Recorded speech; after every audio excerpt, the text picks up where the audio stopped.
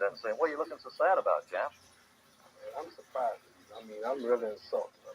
That's not right, what you just said. What do you mean, what I just said? I mean, I'm getting a drink of water. I'm late getting home, but you talk. I said something about the greatest heavyweight champ, man. I'm a hometown man, and you talk about Joe Louis, man. Joe Louis wouldn't be nothing for me. Joe, I tell you, Joe, do you think you would have stood a chance with me? Well, man, one time during my career, I put on a bomber one tour. I would have been a bum compared to you.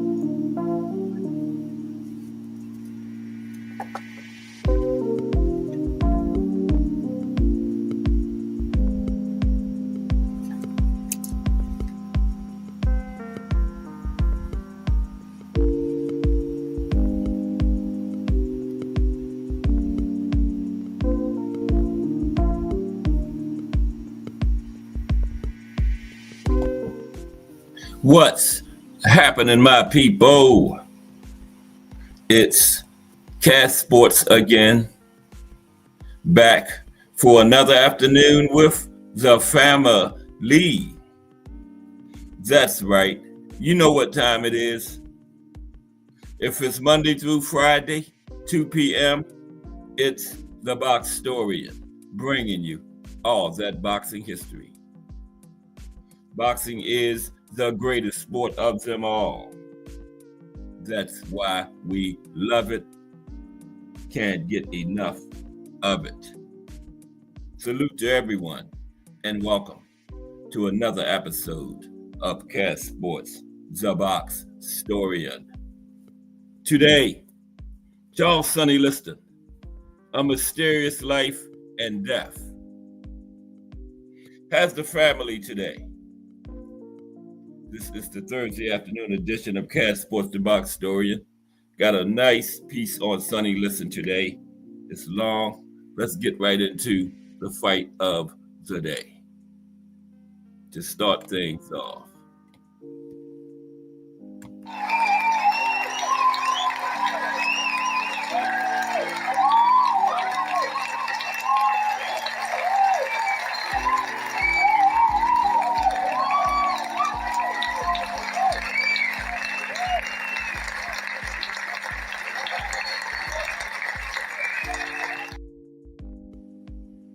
Okay, but how's the family this Thursday afternoon? Good to see everybody today. Got a good show for you today. Nice piece I found on Charles Sonny Liston.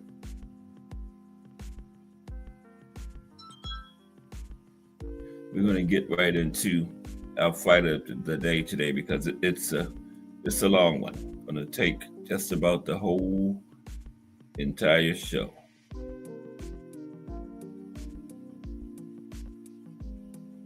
We're going to be starting in one moment.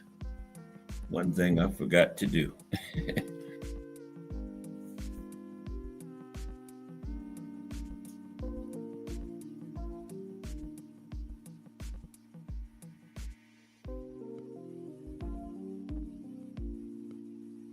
Bear with me for a moment. We're going to start momentarily. Nobody here yet anyway. Okay. 29th. Got it. Okay.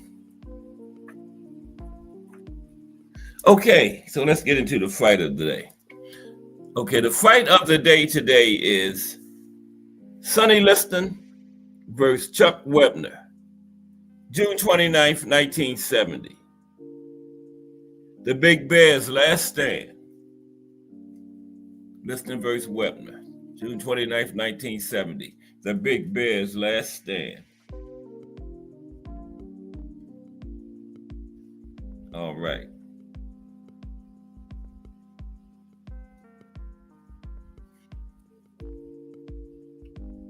Sonny Liston had the look of a fighter.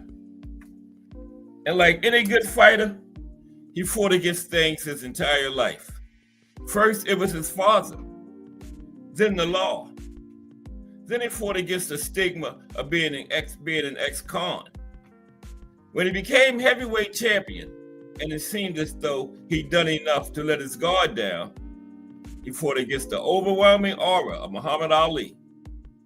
That fight never ended for Sonny. Every fighter has a last fight.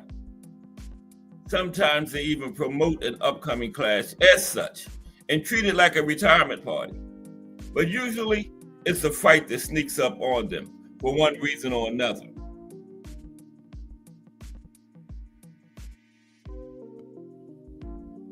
Sonny Liston had plans he intended to act upon after fighting Chuck Webner in Jersey City, New Jersey.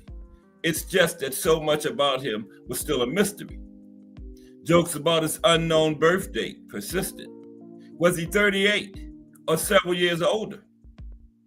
There was also a matter of the legitimacy of his knockout loss to Muhammad Ali in their 1965 rematch, a result that haunted him even in death.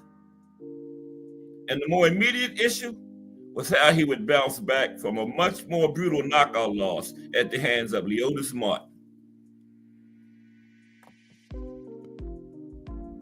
Mike Grimm in the building. Salute Mike Grimm. Fight of the day, Sonny Liston versus Chuck Webner. All right, let's continue.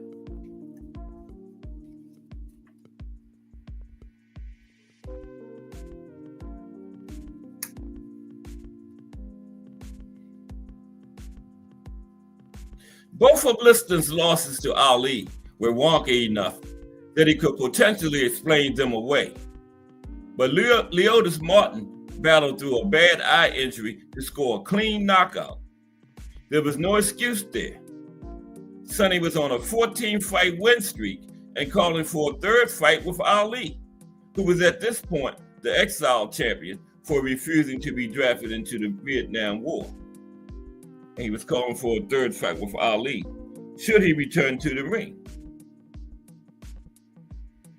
Webner's record coming into this fight was a respectable 21 wins, 5 losses, and 2 draws. He was tall at 6'5" and strong as an ox, if not particularly quick of hand or foot. He was also as tough as a $2 steak. His primary issue was summed up perfectly by a local Jersey City writer. Bleeding has been Webner's biggest enemy in his 6-year career. 4 of his 5 losses have come on cuts. Chuck's face is usually hacked to pieces in a few rounds, even when he wins.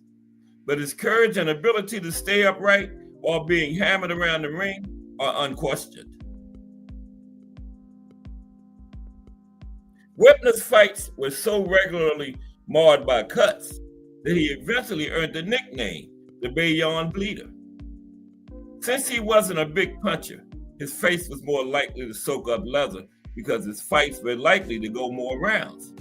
Against a thunderous puncher such as Sonny Liston, it was a perfect storm.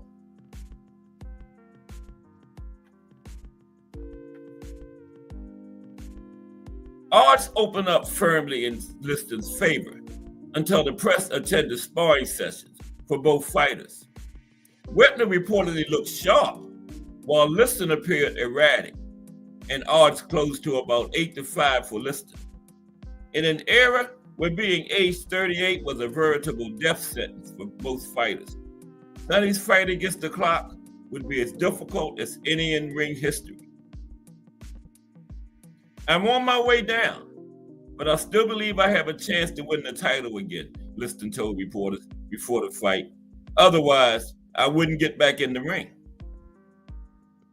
Jack Dempsey, Mickey Walker, and two-ton Tony Galento were among the 4,012 in attendance at the Armory in Jersey City, New Jersey, to witness what would ultimately become a real old-school bloodbath. One thing about Sonny Liston that gets lost to history through the fog of the controversial Ali fights is just how good and hard his jab was. It wasn't a sweet howdy-do. Sonny Liston's jab knocked opponents back to reality. He could end a fight with it if he had to. Wepner probably had a game plan mapped out, but it was useless as early as round 2, when Liston's jabs and right hands left him bleeding profusely from his mouth. Liston opened up with both hands in the third round and broke Wepner's nose. And at that point, Wepner did not belong in the same ring as Sonny, wrote the ring's correspondent, George Gersh.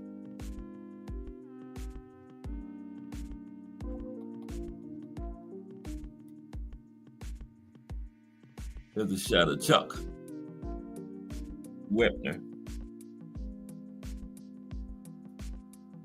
Per his corner's advice, Wepner tried to grapple with Sonny inside and wear him down physically. It only got worse as the former champion, once dubbed the Big Ugly Bear by Ali, simply mauled Wepner in the clinches.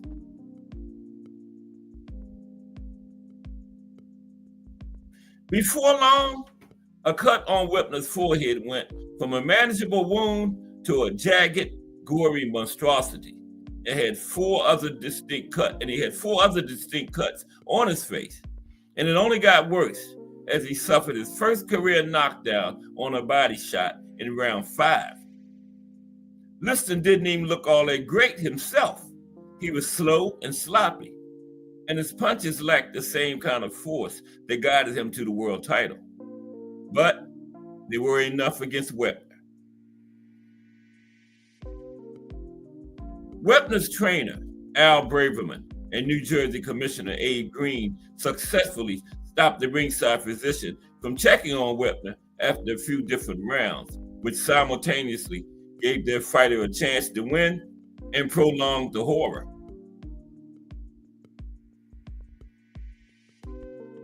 The ringside physician was finally able to issue an exam after round 7, and he allowed the fight to continue. So Sonny punished Wepner with his jab, figuring he didn't need to use his right as much anyway. The blood was everywhere, all over both fighters, the referee, and the ring. After round 9, the ringside doctor had seen enough and stopped the fight.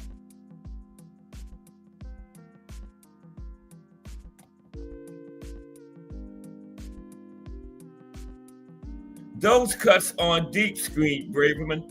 They're only slices, and they weren't hampering Chuck's vision. The trainer simply advocated for his fighter, but Wepner was basically a blood donor at that point. Throughout much of the fight, attention in the venue was fixated away from the ring and on a surprise guest, Muhammad Ali. Autograph seekers and handshakers mobbed him. and the exiled champion eventually had to go watch the fight from the corner of the venue. Once again, Ali stole Sonny Liston's shine.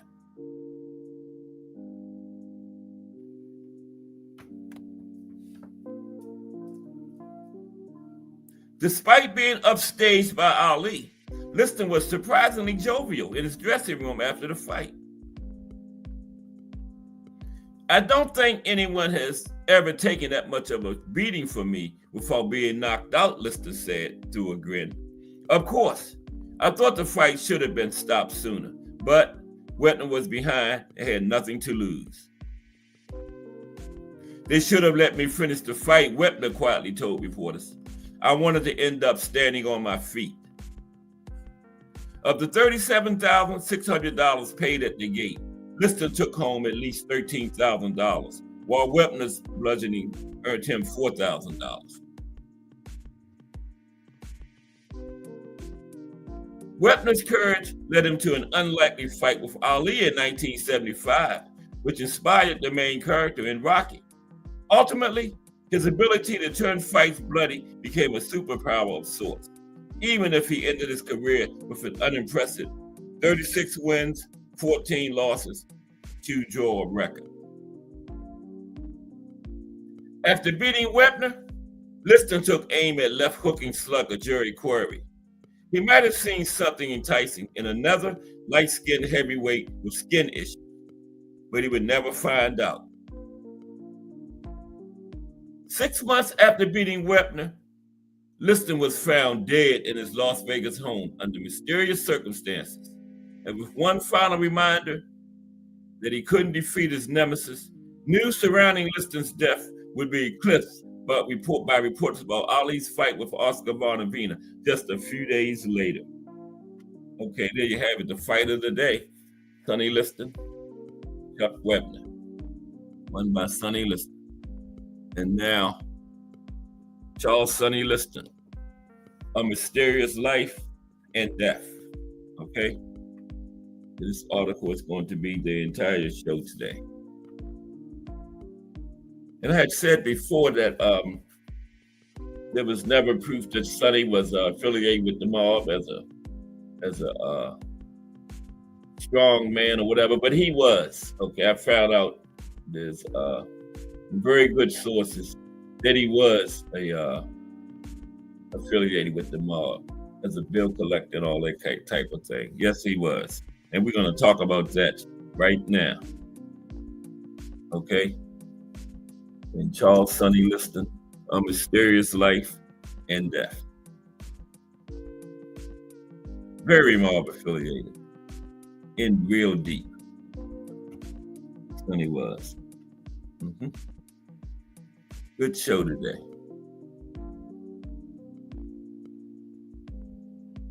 Gotta get started because it is a long one.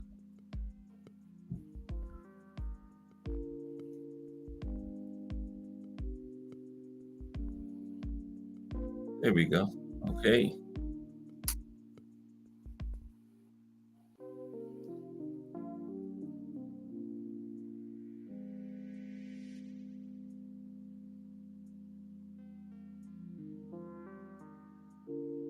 Charles Sonny Liston,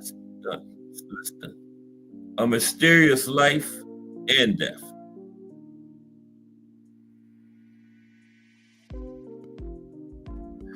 Okay. Now, Sonny Liston had a multifaceted personality that not everyone instantly recognized upon meeting him for the first time. Liston was many things to many people. He was known to present a different version of himself to just about everyone he met. Sonny's mood was in a constant state of flux, and the way he treated you often depended upon when you approached him. It was his way of protecting himself. By regularly changing his moods, Sonny found a foolproof way of keeping perceived personal threats and annoyances off balance and at bay.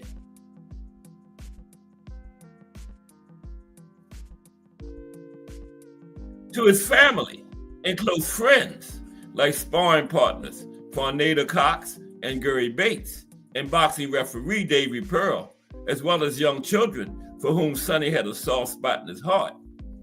Sonny was a friendly, smiling, gentle, generous, and caring person.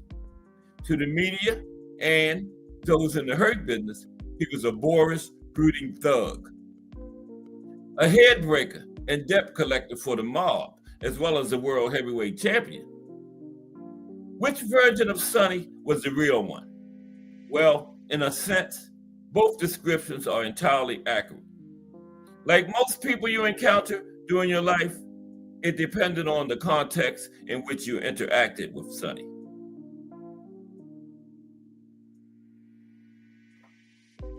Many boxing scribes looked at Sonny as an uneducated, illiterate, ill-mannered, nasty, mob-controlled brute. In his dealings with the press, his opponents, and those unfortunate people who owed the mob money, this was essentially the truth. Sonny always detested the media, and for good reason. They treated him worse than dirt and did their very best to get under his skin. The only newspaper man that Sonny truly liked and trusted was Jack McKinney of the Philadelphia Daily News. McKinney was genuinely fond of Sonny and always wrote about him in a positive manner. Okay, and there's a shot of Jack McKinney right there. Only newspaper man Sonny ever liked. And he always wrote about Sonny in a positive manner, unlike many of the other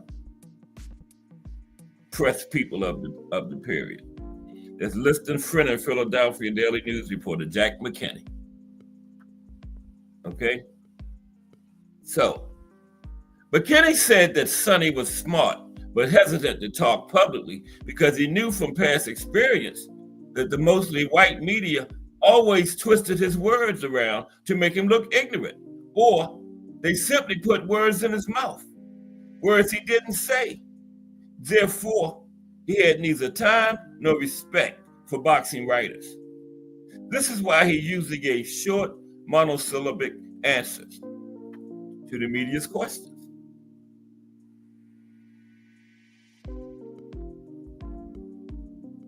Occasionally, some reporter made the unfortunate mistake of asking Sonny his true age, even though, in most instances, he had already told them his real age, only moments before. This was a line that was better left uncrossed. Such public impugning of the veracity of the answers regarding his age by these insolent, young, white, college-educated reporters greatly annoyed Sonny. Sonny would then feign rage, stand up and walk over to the offending reporter and standing directly over him, scream in his face, "Are you calling my mama a liar?" It wasn't uncommon for a reporter to slaughter himself after experiencing such a terrifying moment. Angelo Dundee, who was present when this happened before the first Clay Liston fight, said, "This was the single most terrifying moment of his entire life.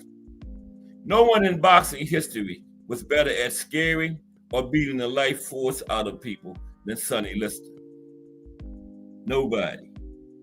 Okay?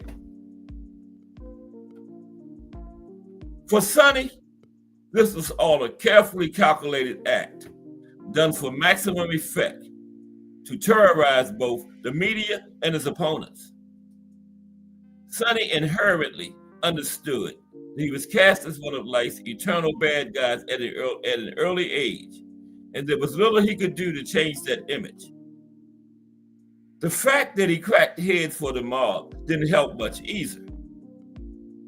This is why he played his villain persona to the hilt. If he was going to be portrayed as a bad guy, he might as well make some money at it. Okay? In the long and storied history of professional boxing, no prize fighter has had more false stories written about him than Sonny Liston. Most of those stories focus on hearsay and rumor, regarding how and why he died.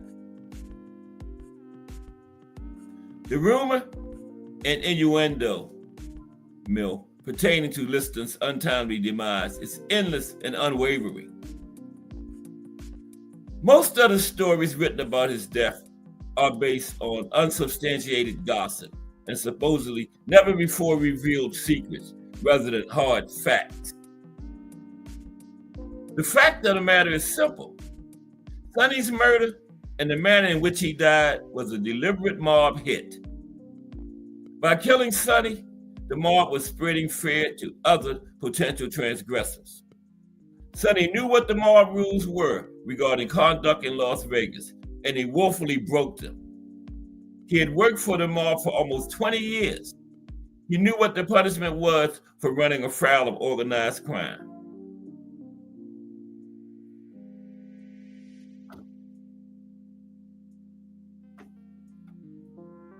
Probably the best place to start when discussing Sonny's demise is with the most popular story about why Sonny was murdered.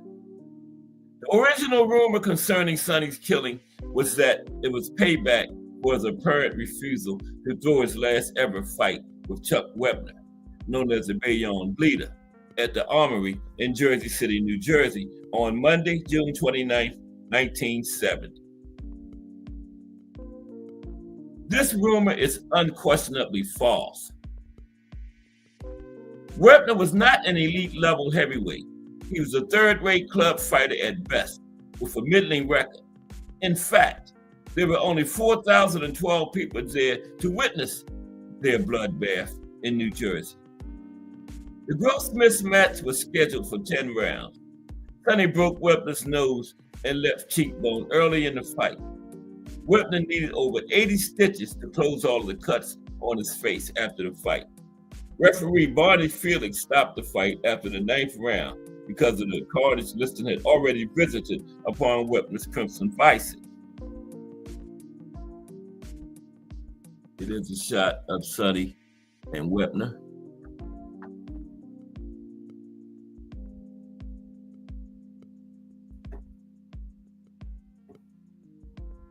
There's virtually no evidence of any kind to even suggest that this fight was a fake.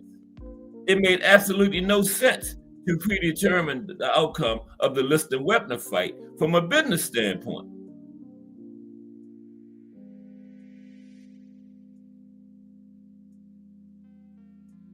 The mob was no longer involved in Sonny's pugilistic endeavors because he was barely making $13,000 a fight by that point. Once Liston was out of the big money, the mob cut him loose from their boxing racket.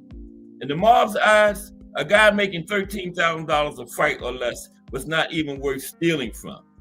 It was almost impossible to find a bookmaker anywhere willing to give odds on the fight. This was, in all respects, an utterly meaningless heavyweight brawl. No one in the media or boxing cared whether or not Sonny won or lost the fight. Sonny's mob handler in Las Vegas was Irving Ash Resnick.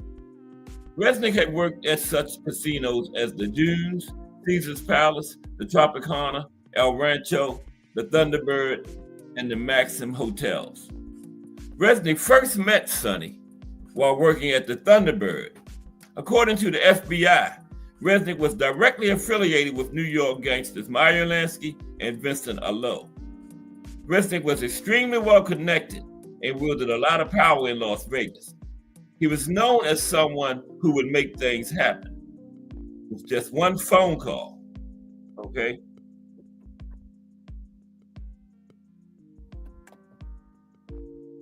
And there's Sonny, Resnick, and somebody else. I don't know who the other person is. It's Resnick in the middle there. Okay? Not that good of a picture, but yeah, that's Sonny and Resnick and somebody else. That's Resnick in the middle there. Sonny with the hat on. Obviously. But yeah, Resnick could make things happen in Las Vegas with one phone call. He had power out there in the mob. In every city they controlled, the mob has a hierarchy. In Nevada, Resnick reported directly to the godfather of Las Vegas, Mo Dawlins. By 1970, Dawlins and Lansky went back almost 50 years together. The two men had business interests together in Las Vegas and were close friends. So the second narrative surrounding Sonny's passing is a wonderful story, but also entirely untrue. According to the second fictional tale, Sonny no longer wanted to be a head breaker and debt collector for the mob. He wanted to be a Shylock or a loan shark. He asked Resnick to front him the necessary cash to start his business and his own place from which to make his loan. And there's Mo Dawlins. He was the head of the mafia in Las Vegas. Mo Dawlins, right there. Tim Layton, what's up? Tim Layton, salute. Today, Charles Sonny Liston, A Mysterious Life and Death. But salute, Tim. Good to see you today, nephew. Okay, so let's get back to it. That's a picture of Mo Dawlins. He ran the mafia in Las Vegas. Everything concerning mob operations in Las Vegas went through this man right here, Mo Dawlins. Okay?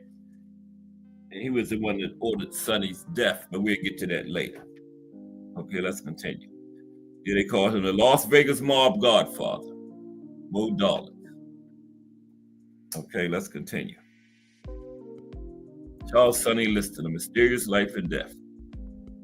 So Sonny was supposedly trying to start up a loan sharking business. So he went to ask Resnick, one of Mo Dawlins' lieutenants, to try to get him to front the money. So Liston went to Resnick and ran the idea by him.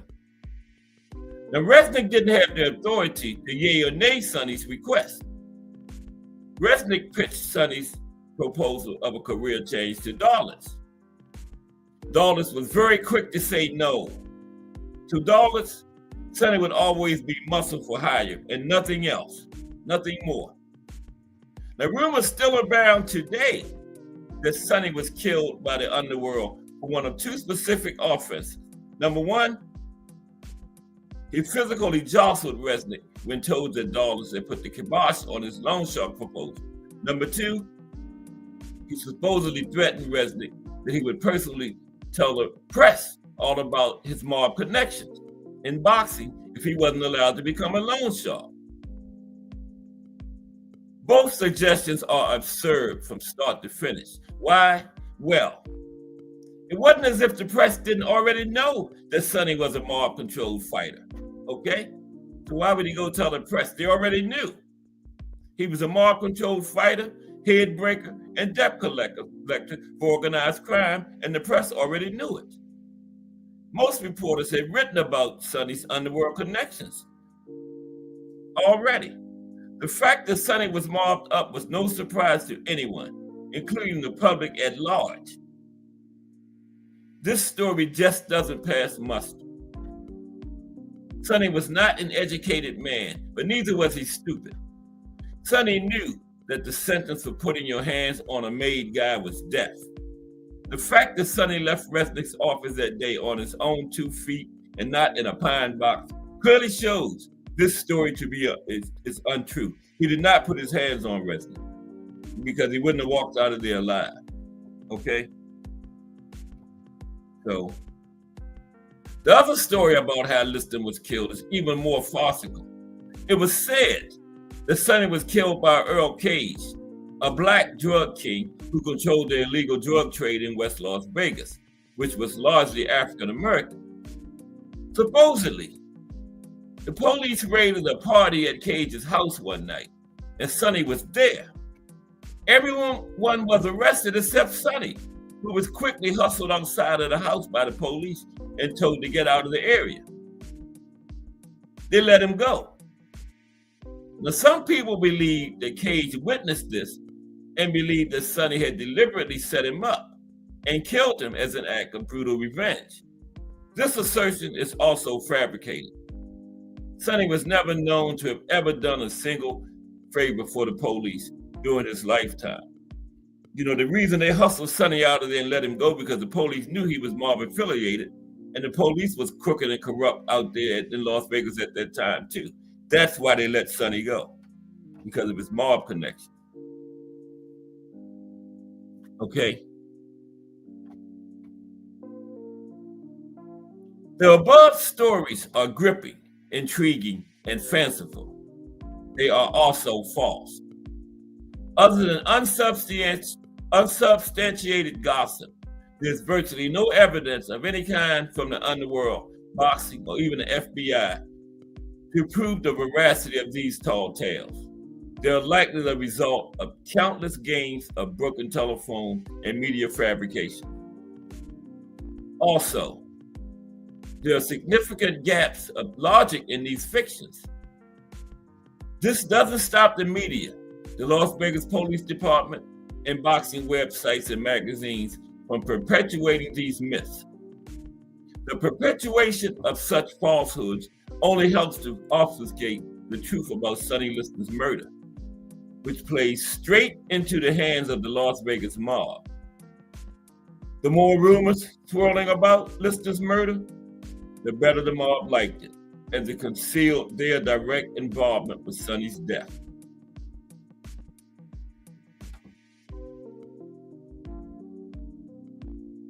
There's some documented facts about Sonny's life that we know to be true because they can be factually verified. Sonny sported a fearsome and well-deserved reputation as a mob headbreaker and debt collector. Sonny's meteoric rise in the heavyweight division, punctuated by several stays in prison, was aided and abetted by organized crime. On September 2nd, 1953, at the arena in St. Louis, Sonny made his ring debut in a 4-round fight against Don Smith of Louisville, Kentucky. Sonny stopped the unfortunate Smith at the 33-second mark of the first round, according to BoxRec. Smith apparently did not have a chance, as Sonny swamped all over him.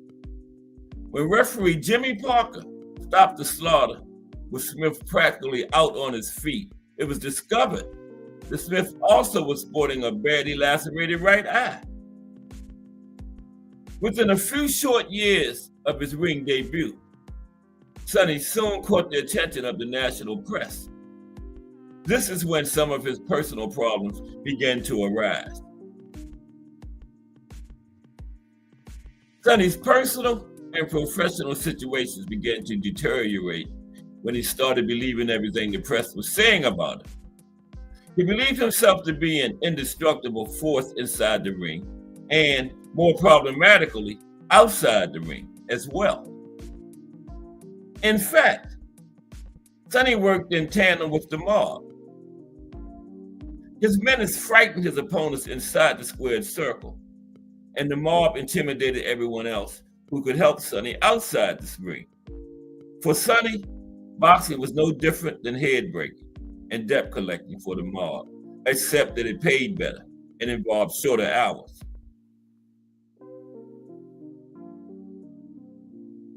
From the very beginning of his pro career, Sonny was handled by a bevy of Cosa Nostra families throughout the United States. Now, upon leaving Jefferson Prison in St. Louis, with the help of the St. Louis mob, Sonny came under the sway of St. Louis mob boss John Vitale. Sonny kept getting into trouble with the local police while drinking, debt collecting, and strike breaking for the St. Louis mob. The mob believed that Philadelphia was a better place for Sonny to ply his trade. Vitale still retained a percentage of Sonny's ring earnings.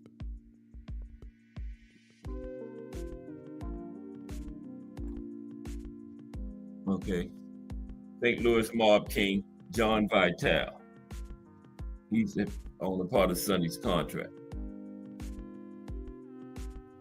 In Philadelphia, Sonny became the property of mobster Blinky Palermo. Palermo helped himself to a hefty percentage of Sonny's future ring earnings. Palermo alerted his boss in New York, Frankie Carbo, of the Luchese crime family, to his new find. In 1952, Carbo was the underworld criminal czar of the mob's well-organized boxing racket throughout the United States. Yeah, Carbo was in charge of the mob's boxing organization. He was the top man running boxing for the mob. Frankie Carbo. Now, Carbo's rule was absolute. His alias was Mr. Gray. Mr. Gray decided who got title shots, who won title fights, and who lost title fights. Carbo always worked in tandem with his message boy, Blinky Palermo. They were the twin cancers eating away at the vital organs of professional boxing. And there's Blinky Palermo right there. He was Frankie Carbo's right-hand man. Frankie Carbo ran boxing for the mob, okay? Blinky Palermo was his right-hand man. That's Blinky.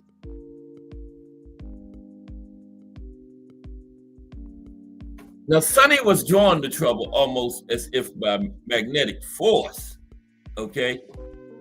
After being drunk and disorderly on an almost nightly basis in Philadelphia, Sonny was run out of town by the local police. Sonny was told by the police chief that if he wasn't out of Philadelphia by midnight, they would shoot him on sight. So the mob then shipped Sonny off to Chicago, where mob-appointed manager Pep Barone attempted to take charge of it, or at least curb his booze-fueled rages.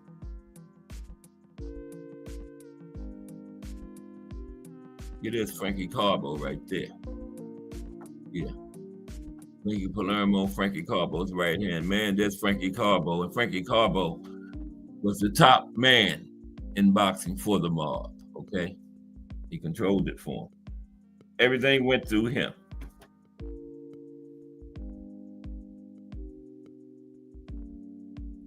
So the police told Sonny to get out of Philly, so the mob shipped him off to Chicago. Now, the mob in Chicago is called the Outfit. It's been the most powerful and notorious mob borgata in the United States for almost 100 years. And yet, with all of their many associates and thousands of connections, they were unable to curb Sonny's violent, drunken outbursts. Sonny was simply incapable of staying out of trouble because he was incapable of controlling his alcohol consumption. One drink was too many, and 100 drinks were not enough for Sonny.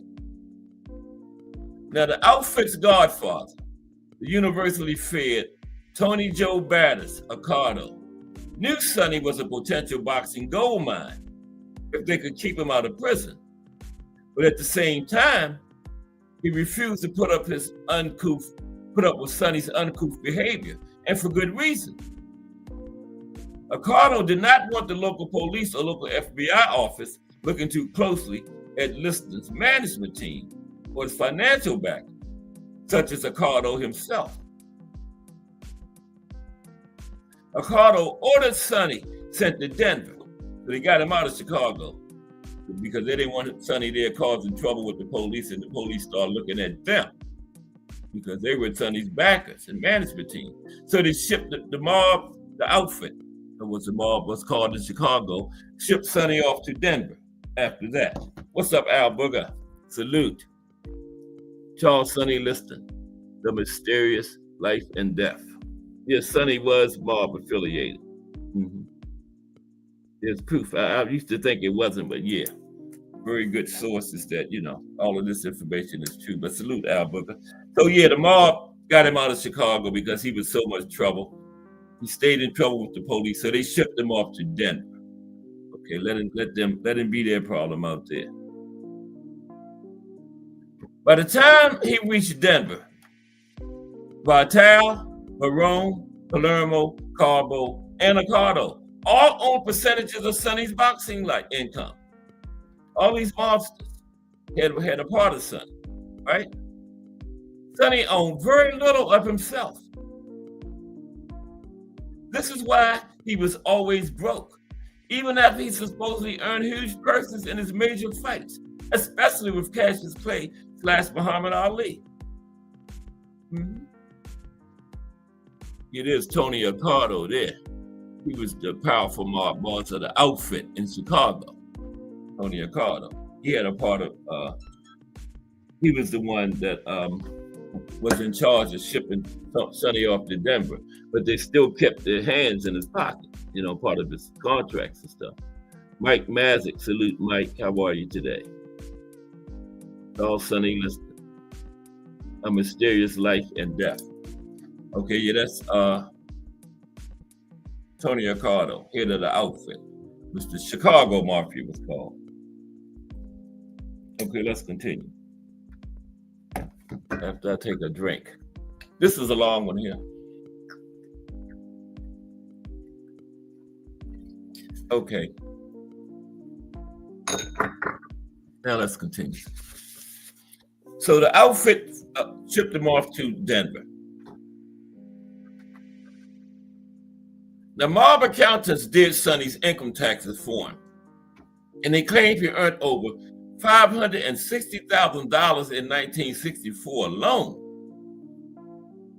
Because that's when the first Ali fight was, remember? If he saw even 5% of that figure, it would have been a surprise. Okay? Sonny likely earned over $1 million for both Clay/Ali fights, but ended up seeing just a fraction of the money promised to him in the contract. After mob and government taxes, Sonny was left with very little. And Sonny drank to soothe his emotional and professional pain. What else could he do? Complaining publicly to the media about the mob stealing his purses was not an option. Okay? Was not an option to complain to the media. And there's Sonny with some of his mob affiliated managers right there. Mm-hmm. Yeah, most of those guys are mobsters or affiliated with them. Okay? The mob would have people that wasn't like made guys, not official mobsters, but they were affiliated with them. They would manage the fighters. Okay? So some of them are probably made mobsters and some of their managers too. In that picture right there. Okay? Yeah. So yeah, Sonny was mob affiliated. Proven fact. Well, let's continue. This is long. Okay, let's continue. In many ways, Sonny's dreadful life story is very similar to Primo Carnera's sad life story, but with one big difference. Sonny could actually fight. Not surprisingly, Sonny fouled things up for himself in Denver as well, with alcohol-induced rages directed at the police and anyone else who annoyed him. Suffice it to say, if Sonny had an Achilles heel, it was booze. When he was sober, you could reason with him if you were calm and respectful enough in your approach. But when Sonny was drinking, he was completely out of anyone's control, including the police. There are several documented stories from the files of the St. Louis, Philadelphia, Chicago, and Denver police departments about how it took as many as 16 police officers with batons to subdue Sonny when he was in a drunken rage. These are chilling stories to read. Sonny often picked up police officers and placed them upside down in garbage cans. He would then pick up the can with the officer still inside it and hurl it against a brick wall. Sonny was a phenomenally strong human being. When he was under the influence of booze, he had the strength of 1,000 Incredible Hulks. It's hard to even imagine the level of strength Sonny possessed. Okay? And he loved kids, right?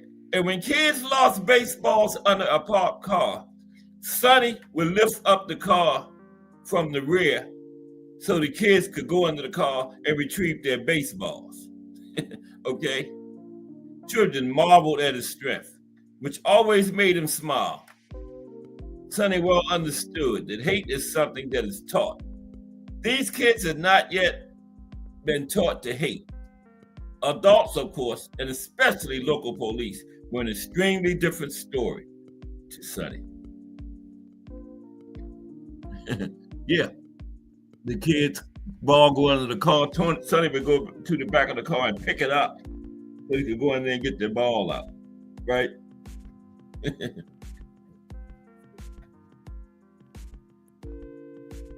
The policemen were hesitant to tangle with Sonny, even when he was sober.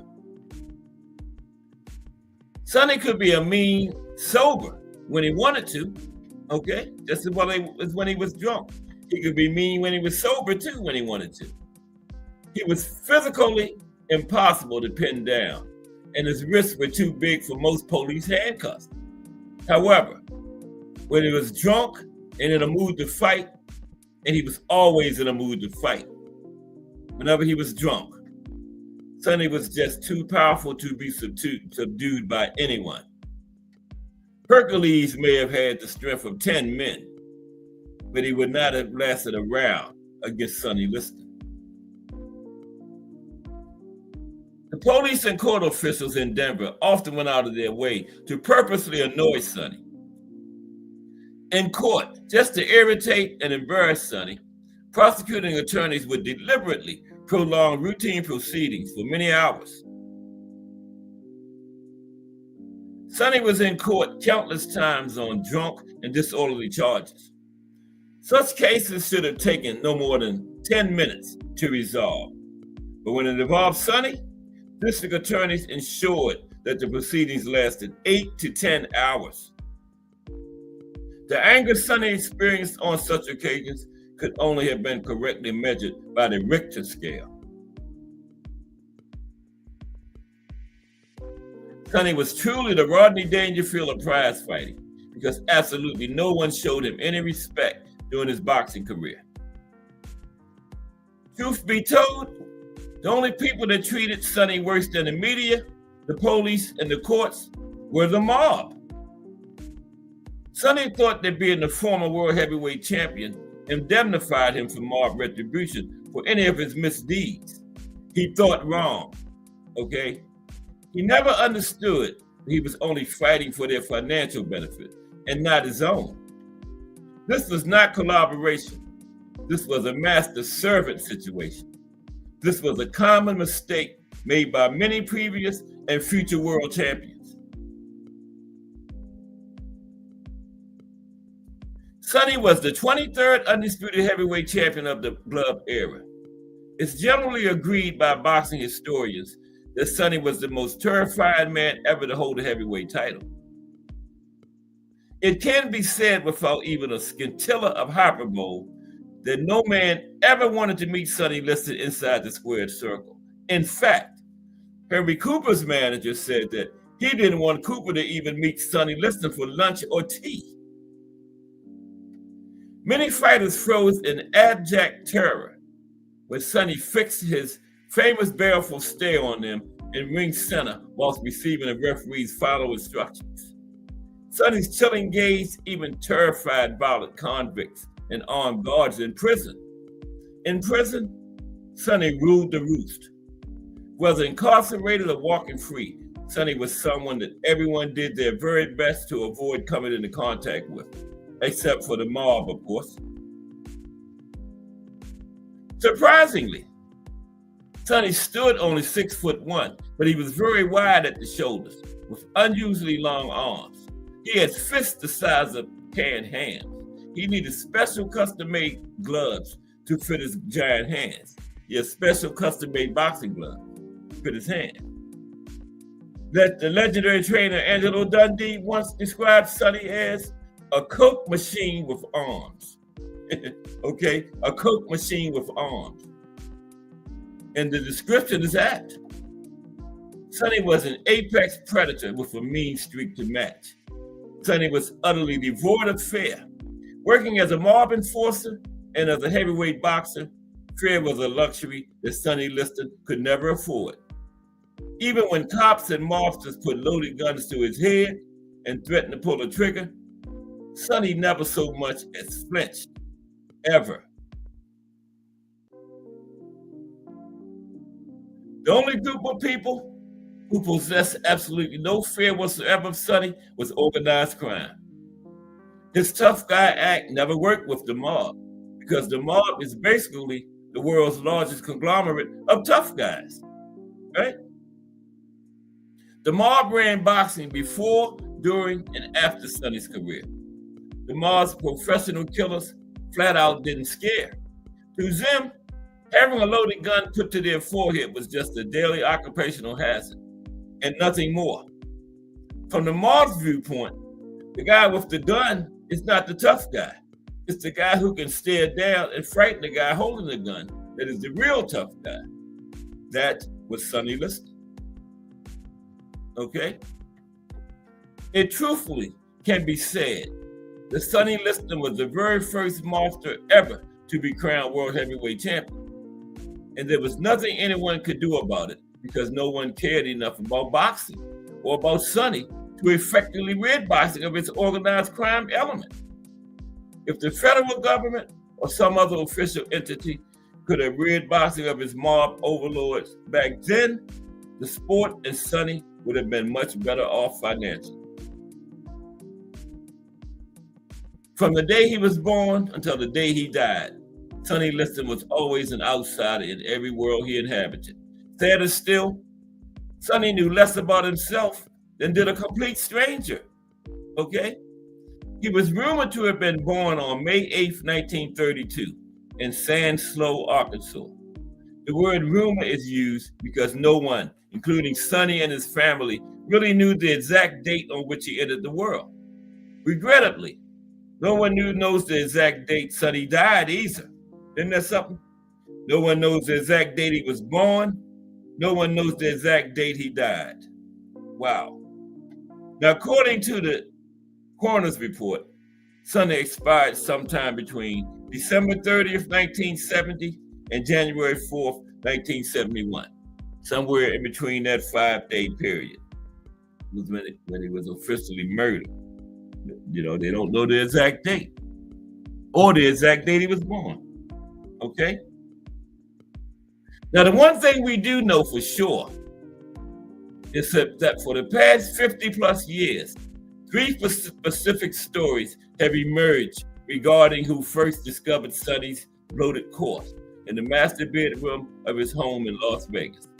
Each of these 3 stories have certain elements in common. Which one is true? Now, after reading them, I think all 3 of them is true. Okay, listen, all 3 of these stories could be true because they could have happened back to back to back. Okay, yeah, I really think all 3 of them is true. Now, the first story involves the housekeeper who worked for the Liston family. Her name was Mildred Stevenson. The story goes that Mildred entered the Liston home on New Year's Eve, where she found a nude Sonny Liston lying dead, sprawled naked on his bed in the upstairs master bedroom. Now, apparently, Mildred called Sonny's very close friend, the well-known sports handicapper, Lem Banker. Lem Banker told Mildred to leave immediately and to close the door behind her. And Mildred also worked for the Bankers too, okay? Yeah, the guy she called when she found Sonny's body, she also worked for them as a housekeeper. Right there's Lem Banker right there.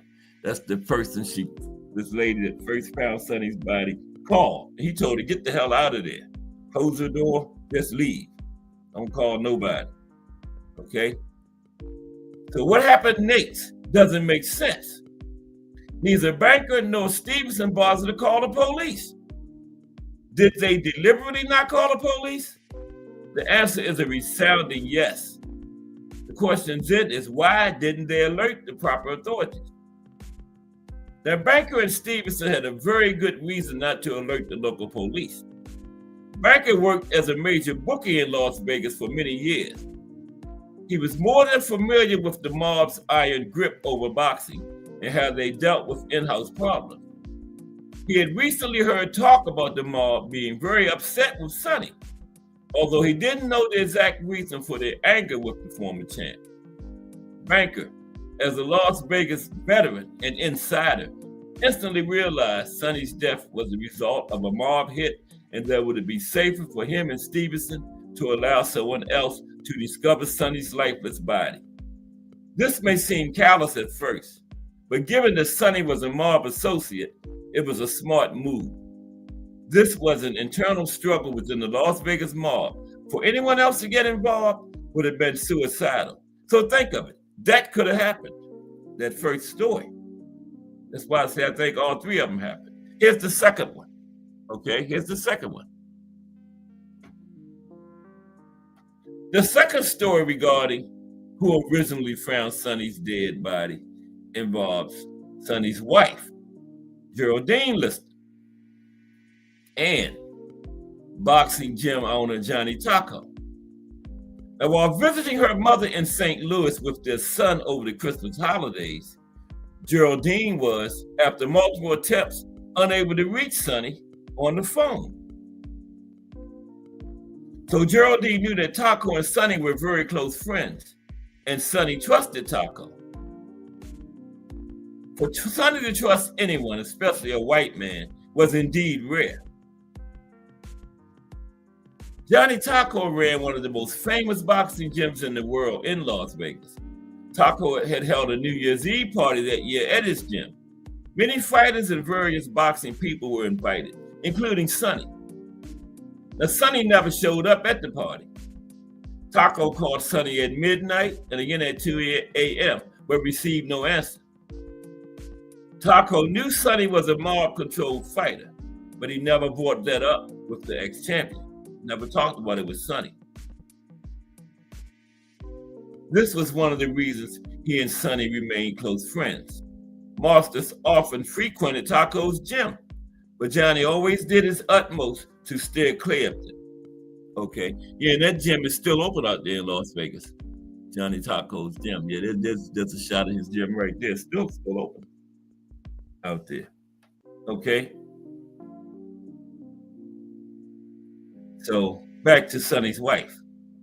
On January 1st, 1971, the day after his party, Taco received a frantic phone call from Sonny's wife, Geraldine. She said that she had not spoken with Sonny since she had arrived in St. Louis and that she was very worried. She asked Taco to go to their home and check up on Sonny. When Taco arrived at Sonny's home, he found the former champ's car in the driveway and the front door locked. He knocked loudly several times, but there was no answer. Taco then called the police. Okay? So Taco called the police. Now both of these first two stories could have very well happened. Okay? There's a shot of Sonny and Geraldine right there, his wife. So Taco called the police. Johnny Taco. Okay? So, the Las Vegas Police Department sent some officers over. They gained entry into Sonny's home. The first thing they noticed, according to Taco, was that the furniture and various other household items had been disturbed purposely, almost as if a fight had occurred. They called out to Sonny, but they received no answer. They did a room-to-room search, whereupon they found Sonny's decomposing corpse sprawled on the bed in the master bedroom, just like the lady had earlier. They also saw a needle sticking out of Sonny's arm. Now, it's important to note that in 1971, the Las Vegas Police Department was notoriously corrupt and always open for business. Strangely, the police, along with Taco, exited Sonny's home and did not alert anyone else to what they had just discovered. It has been suggested that the police even tidied up the furniture and various household items, putting them back in their original places. Now, this raises an interesting question. How would the police know where these items originally belonged if they had not been to Sonny's home at least once before? Okay? So at least one of those police had to have been there when Sonny was killed.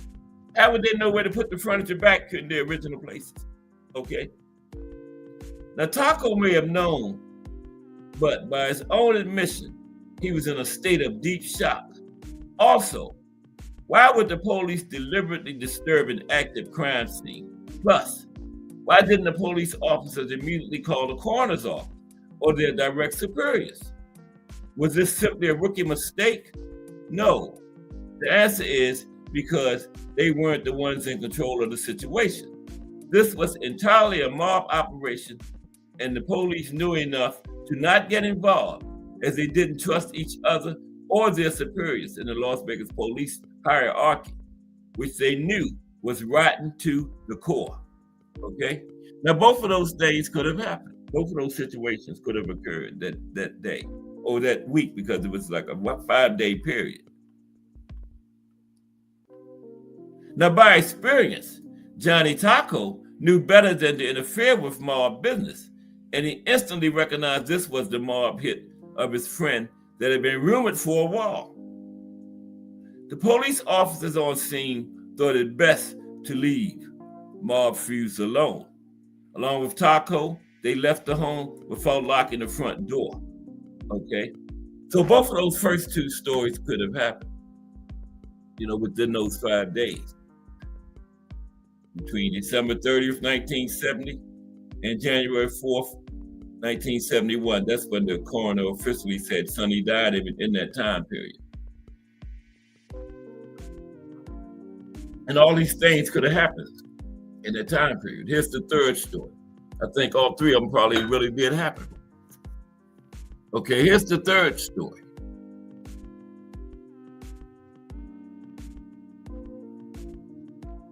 Remember, the first was the housekeeper went there and found Sonny. Then the second was his wife kept calling from St. Louis where she was visiting her mother. And then she got Sonny's friend, Johnny Taco, to go over there and check. He called the police. They went in there and cleaned things up and then left. Didn't tell nobody. This is the third story. The third and final version is that late on the evening of January 5th, 1971, Geraldine Liston returned to Las Vegas from her mother's home in St. Louis to find newspapers piled up at the front door of their house on Ottawa Avenue. So apparently, Johnny Taco, who Geraldine sent there, never told her what he found when he went there that day. He must have didn't call her back because she still didn't know Sonny was dead when she finally got home. So apparently, remember, she sent Johnny Taco there to check. He apparently never called her back and told her what he found.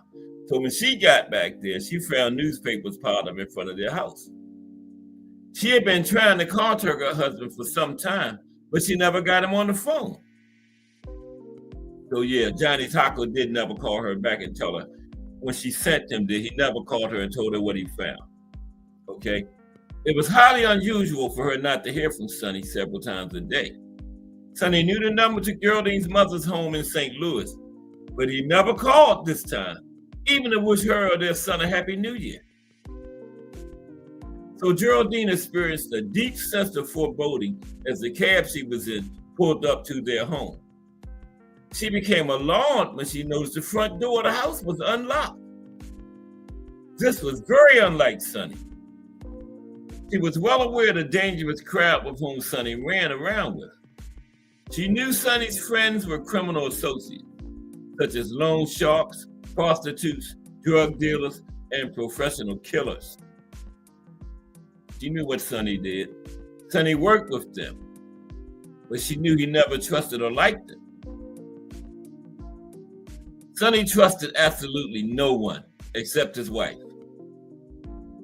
So when Geraldine, while tightly clasping his son's hand, entered the house, she immediately noticed a horrific odor permeating the premises. It hung in the air like a low-lying cloud. It was an unmistakable smell of death. One of the policemen on scene many hours later claimed the house smelled like a meat rendering plant. And Geraldine later told police, "I thought he must have cooked and left something on the stove, but I went in the kitchen and I didn't see anything there." Now, Geraldine was not completely honest in her subsequent statements to the police. The rest of her story is not only odd, but suspicious. She never mentioned to the police whether or not she saw drugs or drug paraphernalia upon entering the house. Yeah, Geraldine is that is innocent herself, Now, according to Geraldine, she went upstairs to the master bedroom with her son, where she found Sonny either lying naked or partially clothed on the bed. Sonny's body was bloated, almost beyond recognition, and there was dried blood under his nose. According to Geraldine, she then took their son downstairs and told him to wait there. She never mentioned if there was a needle in Sonny's arm when she found it. She never mentioned the extra chairs or the shot glasses she found in the living room. And what happened next is rather telling. After discovering her husband's corpse, Geraldine did not call the police for 4 hours.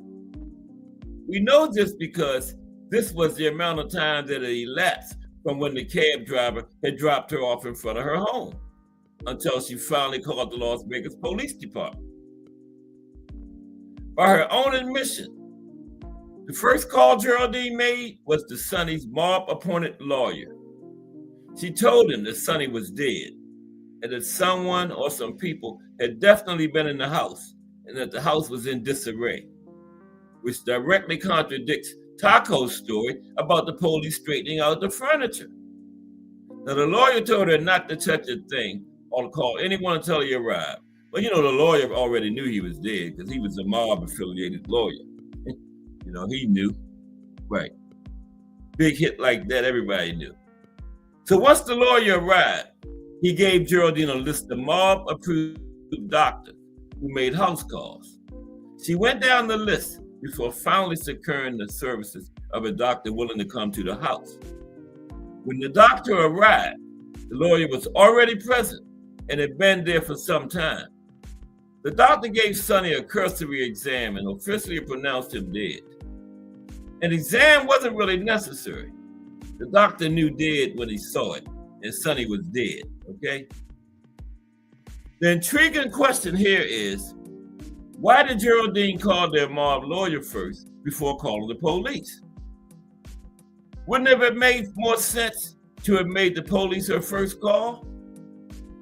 That question apparently still remains an enduring mystery to this day, although realistically, it shouldn't. The reason for the 4-hour delay in calling the police is understandable when you consider the context. First off, although she acted otherwise, Geraldine undoubtedly knew all about her husband's dope peddling business. How could she not? She often found little bags of dope in their bedroom and in some of their kitchen drawers. This is why Geraldine called a lawyer first and then spent 4 hours in her kitchen, living room, and bedroom, along with her lawyer, getting rid of any incriminating evidence against the mob before a lawyer told her it was safe to call the police. On the direct advice of her mob lawyer, Geraldine deliberately destroyed the crime scene. Some drug paraphernalia was left out for the police to find to help incriminate Sonny in the eyes of the law in his own death. A small green balloon with a 1/4 ounce of heroin was found in the kitchen along with some pot. In his bedroom, Sergeant Dennis Caputo found a .38 caliber pistol and a cross. The cross is odd because Sonny had virtually no interest whatsoever in religion. The Las Vegas Police Department was well known for planting incriminating evidence at various crime scenes, as did many police departments.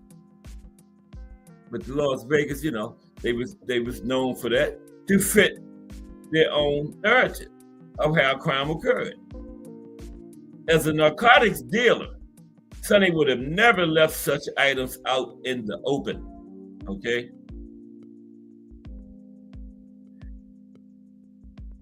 Now, although she was kind and very warm, Geraldine was not an innocent bystander, as she liked to portray herself. She was a streetwise woman. She knew only too well what could happen to her and their son if the mob was officially implicated in Sonny's death. It was safer for her and her son to make Sonny's passing look like an overdose. Her lawyer knew this too. So did the Las Vegas Police Department. Most importantly, this is how Dulles wanted it, and that is really all that mattered. Remember Dulles? He was the mob boss of Las Vegas, and they knew this is how he would want it, and that's all that mattered. Okay. Well, his own wife fixed it up to look like an overdose, right? Wow. So Sonny Liston was still an active fighter when he died, but he had not fought since he had beaten Chuck Webner on June 29, 1970 in New Jersey, 6 months earlier before his death. Sonny was, however, still working as muscle for hire and as a debt collector for the Las Vegas mob, supposedly under the aegis of Ash Resnick. However, Liston had experienced a recent falling out with Resnick, who was Liston's mob-appointed handler. Okay? The salient question here is, why was Sonny still doing strong-arm work for the mob? Well, for one thing, what was his chief disposable skill? Beating the hell out of people. What was he going to do? Become an accountant? By 1970, Sonny had still not been paid for his 1964 fight in Miami against Cassius Clay, the first fight, okay? He had only received a minuscule sum of money for his return fight against Muhammad Ali in Lewiston, Maine in 1965. Had never been paid all this money for either fight. It was now 1970. 5 and 6 years after both of those fights. Sonny complained bitterly about this, but he knew there would be no more money forthcoming from either of those fights. The mob stole most of Sonny's fight purses. This is how they operated with all their fighters, and especially the champions that they owned. Okay? Especially the champions.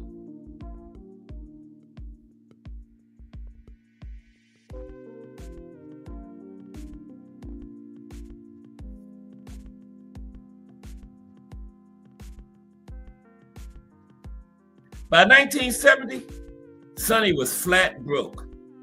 He desperately needed money. Because of their falling out, he could no longer go to Resnick to get work as hired muscle for the mob. Sonny occasionally did freelance muscle work for various underworld figures. Sonny had very few options available to him to earn a living. This was precisely when he started pushing heroin and cocaine, mostly in West Las Vegas. The population of West Las Vegas was largely African American. Now, Sonny sold heroin and cocaine to black street dealers in West Las Vegas, and occasionally to some casinos on the law. Sold to street dealers in West Las Vegas, and occasionally sold it in the casinos on the Las Vegas Strip. And that was a big no-no for the mob, selling drugs in their casinos. Period. If you had asked them, they would have told you no, but Sonny did it without even asking them. Okay?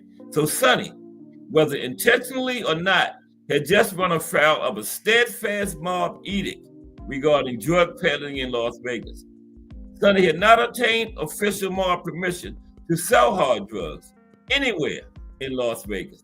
This was a major violation of the mob's rule.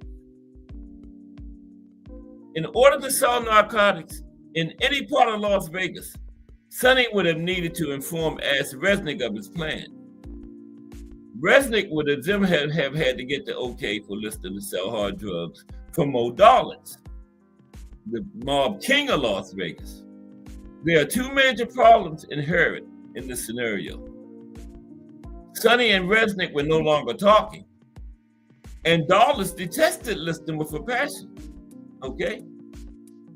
Whenever Dawes encountered Liston in person at the Thunderbird Casino or some other place, he often greeted Sonny with the salutation, "Go get me some coffee, you N-word." The first time this occurred, Sonny walked menacingly towards Dawes with his fists clenched. Dawes smiled and said, "Listen, you N-word, you know if you so much as touch me, you'll be dead in less than 10 minutes. Sonny backed down grudgingly, but he could have been killed just for approaching Dawes, the godfather of Las Vegas, in such a threatening manner. Mo Dawes was born in Boston, but raised in Michigan. He was a bootlegger during Prohibition, and he was close with Meyer Lansky, Lucky Luciano, Frank Costello, and Ben Siegel. He opened his first casino, the Desert Inn, in Las Vegas in 1950 by muscling in on a guy named Wilbur Clark. Clark was the original investor of the Desert Inn, but he ran out of money. Dawes and several other mobsters took it from Clark and ran it successfully. In 1958, Dawes, with fellow Chicago outfit gangster John Factor, opened up the Stardust Resort and Casino in Las Vegas to great success. Okay, yeah. Okay, what's it called? I got a shot of John Factor here. Yeah, there's John Factor. Mo Dawes, one of Mo Dawes' partners. We called him. His name was Jukal Petrovich, known as Jake the Barber. Jake the Barber, okay? He shortened his name up to John Factor, but he was known as Jake the Barber, okay? The Mo Dawes, perhaps the most well-connected mobster in the United States at that time, because he made sure that all of the mob's interests in Las Vegas were handled quickly and efficiently. He protected their investments and made them billions of dollars annually. Dawes was so well trusted by every other mob boss in the United States that he didn't need permission to whack anyone. His word was always good enough for every other godfather in the United States. In short, if you lived in Las Vegas, you never wanted to be on the bad side of Dawes. And Sonny had got on that bad side, okay? By late 1970, the Las Vegas mob was becoming increasingly unhappy with Sonny Liston because he was foolishly selling hard drugs inside various casinos on the Strip, which was strictly forbidden. This was a hard and fast rule which entertained no exception. Dawes did not want the DEA or the FBI or the local police drug squad nosing in and around his casinos for any reason. He wanted the casinos to continue running smoothly, making millions each day from their skim of the profits at every casino.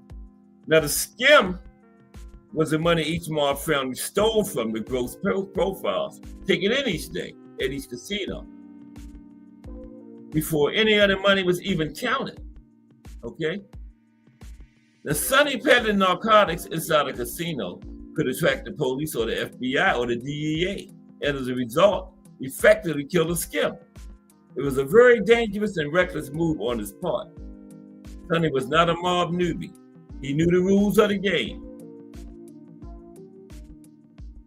So, when Ash Resnick found out Sonny was dealing, he explicitly told him to cease and desist immediately. In the mob's eyes, Sonny had broken two sacred rules of organized crime. He had sold hard drugs inside casinos, seriously endangering the skim, and perhaps more concerning to them, he had yet to even ask for an official go-ahead to sell narcotics anywhere in Las Vegas, from either Resnick or Dawes.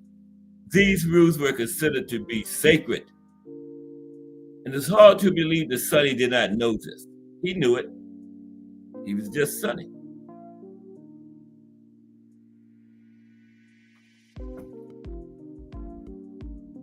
The drunk Irishman, salute. Drunk Irishman in the building.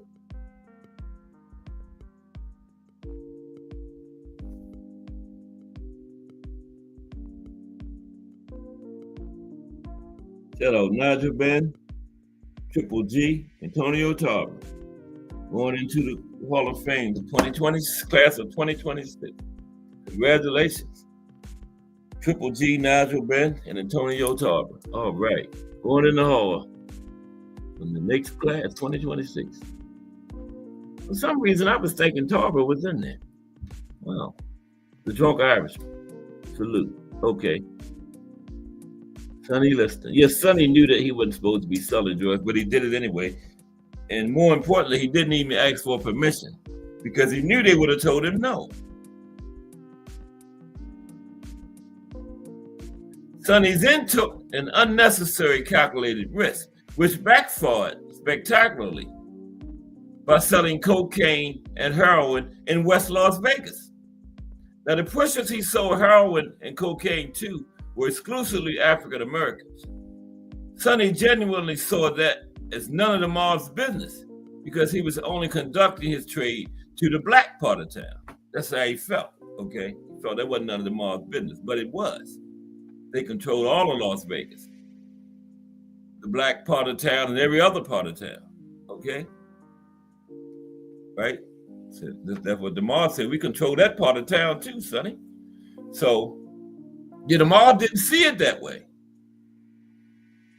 So then, since Sonny was already doing it, they demanded a piece of every drug he sold from then on, including marijuana, consummated anywhere in Las Vegas. But first, however, you needed to get the mob's official sanction to sell narcotics or anything else in Las Vegas. Sonny had skipped that step, deliberately or otherwise. He was playing Russian roulette, but the gun was only pointed at him.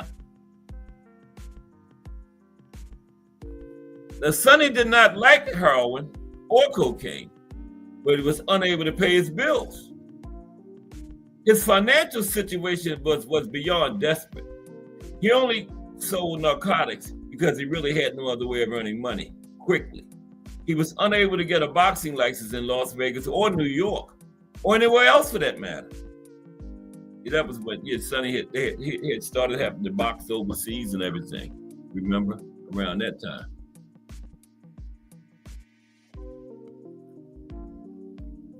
Okay, let's finish this up.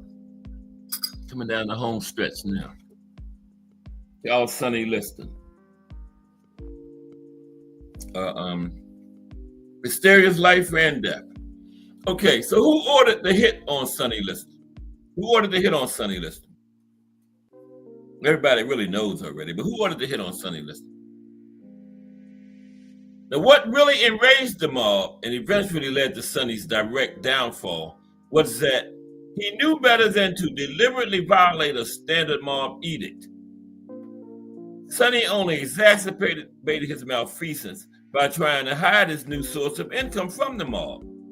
This indiscretion infuriated Dawes even further, who then unhesitatingly ordered Sonny to be killed. The order to murder Sonny could only have come from Dawes because he was the only person in Las Vegas with the authority to order such a hit, okay? Only one man in Las Vegas could have ordered that, and that was Dawes. As Resnick couldn't do it, none of those other guys. Mo Dawes was the only one, so he had to be the one that ordered Sonny to be killed. The mob rollout of Sonny Liston was an anomaly because the mob wanted no hits to ever be carried out in Las Vegas. Such killings were to be done out of town. In-state killings were bad for business. When Ben Siegel was killed, he was lured to Hollywood, where he was shot to death. Chicago mobsters, Tony and Michael Locho, were taken from Las Vegas to Indiana to be executed. Sonny Liston was a special case, however, for which Dawes made his only exception to a rule he had instituted. We have seen over the last 145 years that there are essentially two kinds of mob murders. There's the Jimmy Hoffa type murder, where the body is never found. This happens when the mob wants to make a particular problem disappear permanently. Because there's no corpse, the police and the FBI are unable to find physical evidence tying anyone to the crime. the problem is over and done with for good. The other kind of mob hit is exemplified by the murder of Sonny Liston. It's specifically designed to send fear coursing through the veins of all mobsters and their associates who contemplate breaking mob rules. Both methods are equally effective, and both are explicit warnings to all mobsters to knuckle under or else. Okay? So how was Sonny Liston killed? How was Sonny Liston killed? Okay? How was it done?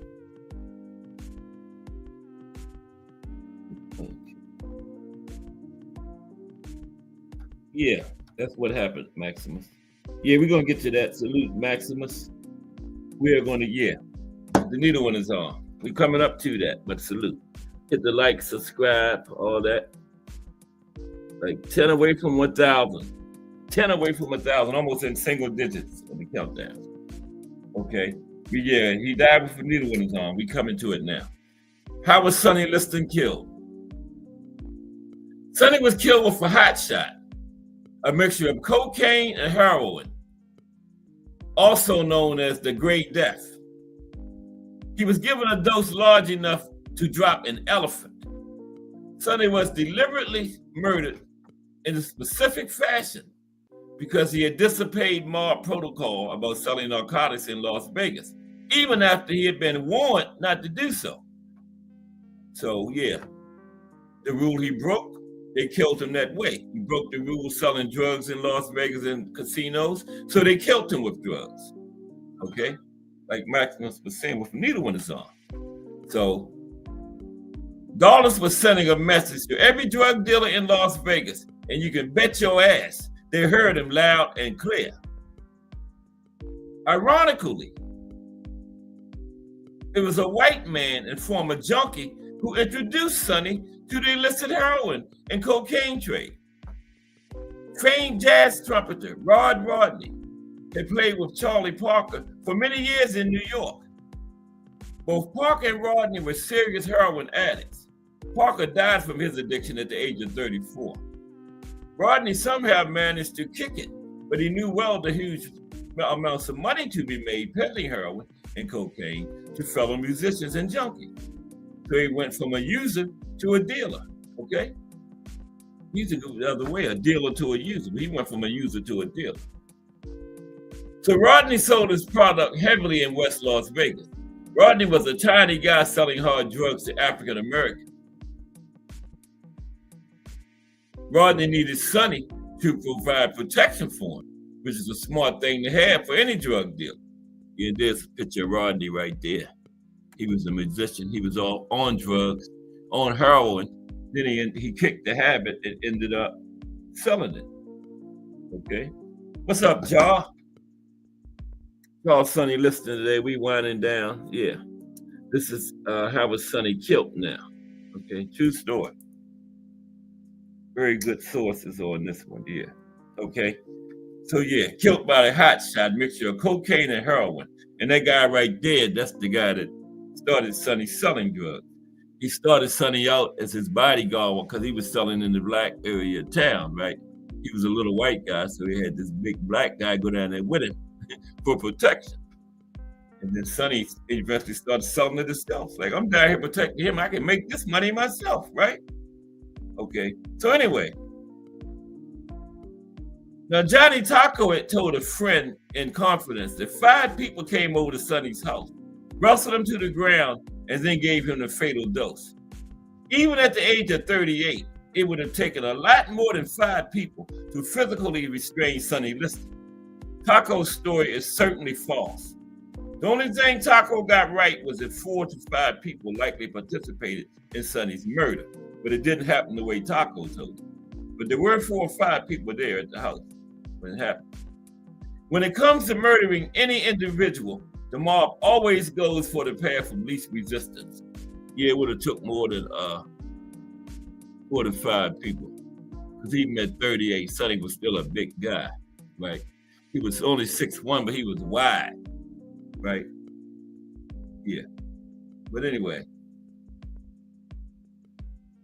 Yeah, this picture will show. Well, let me continue because we're running out of time. Okay, yeah. And when it comes to murdering any individual, the mob always goes for the path of least resistance. Usually the hitman is someone who is well known to the victim. In most cases, it's a close friend or relative. Chicago mobsters Sam Giancana and Johnny Roselli knew the men that killed them. Mob hitman Sam DeFastano was killed by his own brother. Okay? Like you said, usually somebody you know very well and like. Sam DeStefano was killed by his own brother. Sending someone the victim is very familiar with is the most efficient and least problematic way to murder a mobster or a mob associate. Okay? Besides, there was a much easier, stress-free way to kill Sonny Liston without having to wrestle him to the ground. We know from eyewitness accounts, only one large car pulled up to Sonny's house between 1 and 2 p.m. that evening. Witnesses claim that there were 2 guys in the back seat and 2 in the front. I mean, between that period of time, not even those 5 days. Only one large car pulled up to Sonny's house in that time period, right? Now, witnesses claim that there were 2 guys in the back seat and 2 in the front. That's 4 guys. Okay? The fact that Sonny warmly ushered them into his house without hesitation meant he knew them. If Sonny had no qualms about these 4 guys entering his home, then they undoubtedly had to be mobsters. Okay? Sonny didn't trust nobody, and those were the only people he was dealing with around that time were his mob associates, right?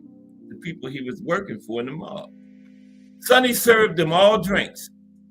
Some of the men asked for ice. One man suggested to Sonny that he go into the kitchen, put some ice in a bowl, and bring it out for everyone, which exactly what Sonny did, okay? This gave one of the men enough time to dissolve a sedative in the Sonny shot glass. Sonny came back a few minutes later with the ice. So they didn't wrestle him to the ground, they put a sedative in his glass, okay? The men exchanged small talk while enjoying their drinks. The small talk was to waste time to allow enough minutes to pass by for the sedative to take effect on Sonny. The evidence later found by the police suggests this is what occurred, okay? Medical examiner and all. They had technology in the 70s. They found traces of the sedative in one of the glasses. And they say that had to be the one Sonny was drinking out of. Yeah, we had technology in the 70s, okay? I think that just started. Anyway, after a few minutes, Sonny passed out cold from the sedative. The 4 men then carried the unconscious Liston up to his bedroom, laid him on the bed, stripped him naked. Then one of the men tied off his arm and injected him with a fatal overdose of heroin and cocaine. The men then calmly left Sonny's home together and drove off. Yeah, Maximus, and they left the needle in his arm. Because the first lady went there, found the needle in his arm, okay? And the men calmly drove off. It was safe because, they had the police paid off too. The police came in later and cleaned everything up. No one knows the name of the men who murdered Sonny. No doubt, some mobsters knew, but they took the secret with them to their graves. Does it really matter? The names of the 4 killers are unimportant. Ultimately, only the name of their victim is all that should really count. The Clark County coroner, who performed the autopsy, ruled that Sonny died from natural causes. He stated that Sonny suffered from what is now known as chronic obstructive pulmonary disease, including emphysema. The coroner said there appeared to be fresh track marks on his arm, but no evidence of any old track marks. Mind you, his body was so badly decomposed, it was hard to say for sure. But the coroner was, working for the mob too, the mob had killed him. You know they're gonna cover all the bases when the coroner comes. You know who sent him, right? He's gonna say exactly what they told him to put in the report. The autopsy report was definitely a mob-influenced document. Sonny was still an active boxer. Surely, he had just fought 6 months before. Surely the physician who examined him prior to the Webner fight 6 months earlier would have deduced whether or not Sonny had emphysema and chronic obstructive pulmonary disease, right? He most assuredly would have noticed needle marks on Sonny's arms. Sonny had recently unsuccessfully applied for a boxing license in New York and Las Vegas just a few months before his murder. He had to undergo thorough physical examinations for these applications. Those tests were done just before he died, and not one of those physicians found any needle marks or evidence of heart disease.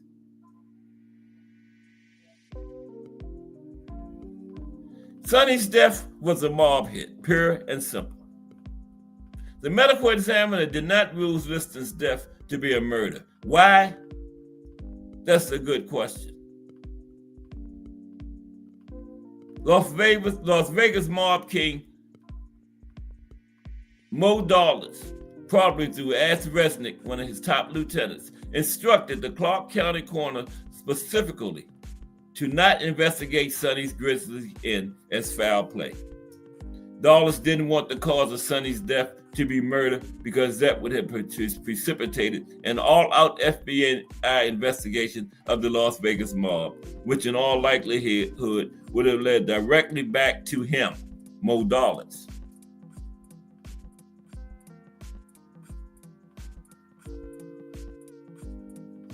This murder of Sonny Liston, the deliberate elimination of the crime scene, and the purposely distorted autopsy report were all authored by the mob under direct orders from Mo Dollars. They had done this type of thing many times before, and they would do so many times again. The corrupt Las Vegas police force peddled for years the false narrative that Sonny was a known hardcore heroin addict. They ruled his death a heroin overdose. This is pure fiction, and the police know it. Other than his murder, there's virtually no evidence to suggest that Sonny Liston ever did anything more than sell heroin and cocaine. He never touched the stuff and had no respect for anyone who did. It's worth mentioning that Sonny Liston was as terrified of needles as his ring foes were of him. Sonny never displayed the telltale traits that all junkies have in common. First off, he was never seen jonesing for a fix. Sonny did not possess the familiar uncontrollable junkie itch common to all addicts. Heroin addicts usually dress in slovenly fashion, wearing the same set of clothing for weeks and months at a time. Sonny took great pride in his appearance. He was always dressed to the nines.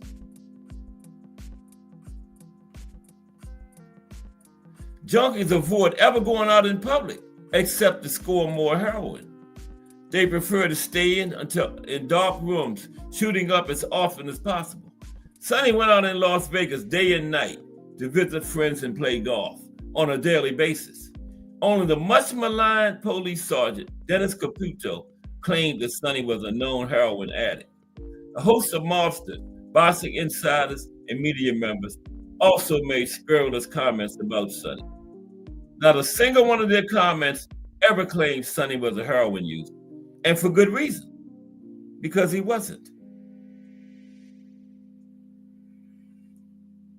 The one thing that must be asked about everyone who ever interacted with Sonny Liston on a regular basis is, where was their humanity?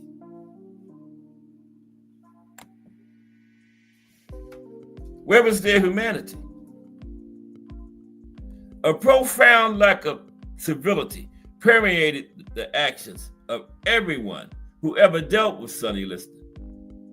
He was life's true outsider, a rolling stone, never allowed into society, a pariah from the womb to the tomb, just blowing through like a crumpled dead leaf in autumn. Whether you liked or hated Sonny, the one thing everyone can agree on is that he didn't deserve to die in such an abusive, demeaning manner, lying naked and unconscious, defenseless and alone in a bedroom in his home, sprawled Christ-like on his bed, quietly murdered with a needle in his arm. It's certainly true that a rolling stone gathers no mob. By the same token, mob fighters are never allowed to rest in peace or go out on their own shield. And yet, in Las Vegas today, organized crime, the Las Vegas Police Department,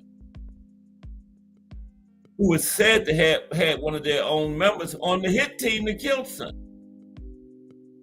But the mob, the Las Vegas Police Department, the media, and boxing still go about their business without a thought for the past nor a worry about the future.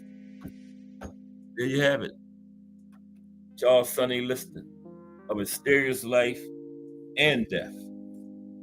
All right, that's it. Kensaw Love One in the building. Salute Kensaw Love One. How are you? Oh, look at that, 346. I thought it would take till 345. 346. Wow. All right, appreciate everybody for coming through. Hope you enjoyed that. Charles Sonny Liston. Yeah. Very good sources on that piece too. I was in line at the store, and this guy, that was it Walmart or Walgreens? I can't remember one of them. And the line was real long. I got to talking with this guy, and I don't know how we got on boxing and Sonny Liston, but that's where we ended up at it. And he told me, I told him I had a podcast, and he told me about this. He pulled it up on his phone in the line and showed me the article. And he said, when you read it, make sure you got some time, because once you start, you ain't gonna stop until I came home and started and read the whole thing just straight through. It was that interesting, yeah. But that's where I got that from. That was very good. But tomorrow it's going to be the life and career of Alexander Usyk. It's Friday. It's going to be an active boxer. First Friday, always an active boxer. Alexander Usyk. So yeah, the drunk Irishman said, Nigel Benn, Triple G, and Antonio Tarver going in 2026 Hall of Fame. I was thinking Tarver was already in there, but no, apparently not. Wow, he's in there now. That's cool. Antonio Tarver. Like and subscribe, please, everybody. Oh, 10 more. We'll be at 1,000 subscribers. Okay. We got Just Do Boxing coming up next. Got a good thing on Monday on Don King. Yeah. Love him or hate him, Don King is one of the most significant figures in boxing history. Him and the Godfather. Okay? Loves him or hates him. They put on some great fights over the years. Don King, great shows. You know, he did a show in the 70s around the Rumble in the Jungle. They had a concert.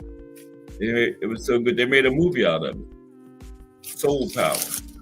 Made a documentary film out of it. The concert was headlined by the Godfather of Soul himself, James Brown. Yep. Even y'all young people have heard of James Brown. Right? Well, Maximus said Tarver doesn't deserve it. I don't know. I don't know, Maximus. You might have a point there about Tarver, because yeah. Because how long he been retired? I don't think this is his first time on the ballot. Yeah.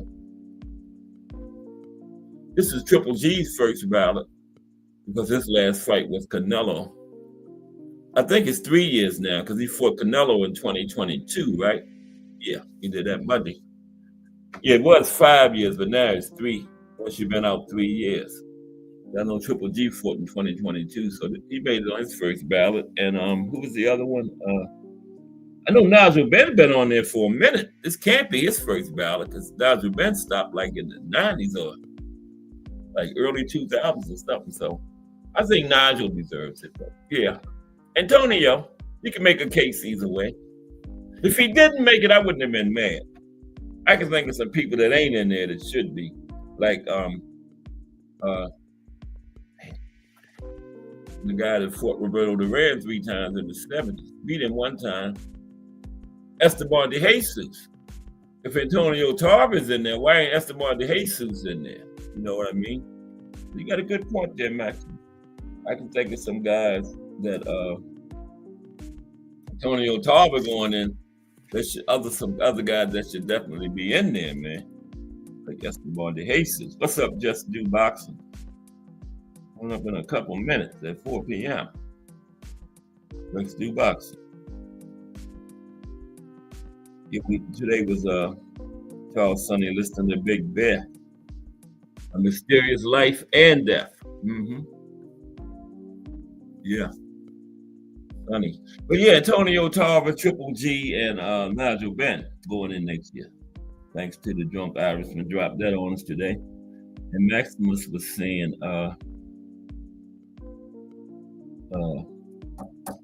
Tarver don't deserve it. And yeah, got a kind of a point there. I can think of some guys that's not in, like the guy just said, Esteban de Jesus had a way better career than Tarver. Just beating Roberto Duran. We got Esteban in there, right? So yeah. If Tarver hadn't got in, I wouldn't have been mad, you know. I wouldn't have been mad. But I don't know. He beat Roy Jones, but that wasn't, I don't know. That wasn't prime Roy. That wasn't the Roy Jones of the 90s, the fighter of the decade. So, I don't know. Like I said, if Tarver wouldn't have got in, I wouldn't have been mad. This can't be his first time on the ballot either, because he's been retired. I know this ain't Nigel Ben's first time. Nigel been out, 20 years, haven't he? And it used to be 5 years, but now it's 3. After 3 years out, you can be eligible. Because Triple G just fought in 2022, remember? Remember, just do the pay-per-view spawn match? So yeah, he been out 3 years, so he eligible. This was his first ballot. He made it. They go in next year. So Nigel Ben been out like 20 years, but he finally made it. I thought Nigel should have been in before. Yeah. I thought Tarver was in there, but no, like I said, if he wouldn't have got in, I wouldn't have been mad. He ain't really had no spectacular career, you know. But the Hall of Fame, man, they'd have made that a joke. They got Rocky in there, Rocky Balboa from the movie up. Same record I got, 0-0. 0 wins, 0 draws, 0 losses, 0 knockouts, 0.000 knockout ratio. Same record I got, but he in the Hall of Fame. Turkey Alley Sheik in the Hall of Fame. So the Hall of Fame has become a joke for boxing anyway, you know. Anytime they putting people like that in there. I would say promoters like Tex Ricard, Don King, Barbara Aram should be in there because a Turkey Alley Sheik might deserve to be in there one day, but not now. He ain't done nothing. Put on a few good cards over there in Riyadh seasons. He ain't done enough to be in the. What is the grounds for Turkey Alley Sheik to be in the Hall of Fame? I'm gonna ask him that when I interview him. You know, hey, I'm gonna ask him. I ain't gonna be scared. I'm gonna say, Turkey, do you think he deserved to be in the Hall of Fame? I'm gonna tell him I don't think so. Me and Just do, and then no, I ain't gonna put you in it, Just. I would say, Turkey, I don't think you belong in the Hall of Fame. No, but seriously, he don't, man. They made a joke out of it. Put a guy from a movie in there, Rocky. Come on, man. Hall of Fame's supposed to be sacred for the best boxers, standout, elite boxers. And then you're gonna put this guy that played in a movie as a boxer in the Hall of Fame. Well, Kevin Costner played in that movie as a baseball player. Why ain't he in the Baseball Hall of Fame? Remember Burt Reynolds played that movie? They was in prison, and they came out to play real football teams, the prison football team. He should be in the NFL Hall of Fame because he played a football player in a movie. If Rocky in the boxing Hall of Fame, right? It's just crazy. They had made a joke out of the boxing Hall of Fame, so I don't really pay too much attention to it no more. Then you got people like Esteban de Jesus not in there, right? And never gonna get him because he retired in like the early 80s. And if he ain't in there in over 40 years, he can forget it. I know in other sports, they take you off the ballot after a certain time. I don't know how boxing does it, but they might as well take him off almost 50 years. He ain't in there. He ain't getting in. But he should be. Just off a win over the hands of Stone Roberto Duran should put him in. Not that one win, but he did more than that. He was a champion. Beat Roberto. Gave him 3 good fights. Fought in the 70s. 70s wasn't just the golden age of the heavyweight. 70 was the golden age for boxing. That's what every champion in the 70s in the Hall of Fame, except Esteban de Jesus. Ain't that something? Aguayo, Duran, all of them in there. Wilfredo Gomez, Salvador Sanchez, Benitez, all of them from the 70s, except for de Jesus. But they did let my boy, the other guy. Now, sometimes they hold outside the ring stuff and get you. And Esteban committed murder and went to prison for life. They did let him out. He caught AIDS and was dying. They did let him die at home because he only lasted a month after they let him out as a sign of mercy. But the other guy that went to prison for selling drugs, second to none, was Michael Nunn. They let him in finally. I think they was holding that outside the ring stuff against him, but they finally let him in. I think he went in on the last one. I mean, like a couple years ago. Michael Nunn went in. But yeah, it's just a joke, the Boxing Hall of Fame, though. But I appreciate everybody. Tomorrow is going to be life and career Alexander Usyk. Going to be an active boxer because it's the first Friday of the month. Was it last first Friday? I think it was Slick Shakur Stevenson last month. First Friday in November. So this month is Alexander Usyk. But I appreciate everybody for coming through today. Just Do Boxing, Kensaw Love 1, Jaw, Maximus, The Drunk Irishman, Mike Mazik, Al Booger, Tim Layton was with us today. Appreciate you, Tim. Mike Rim, and Miss Cass. Okay? Join me tomorrow for Alexander Usyk. If it's Monday through Friday, 2 p.m., it's the Boxtorian bringing you all that boxing history. Everybody have a great afternoon. Just Do Boxing is straight ahead. This is Cass Sports, the Boxtorian. Appreciate y'all 1,000,000%.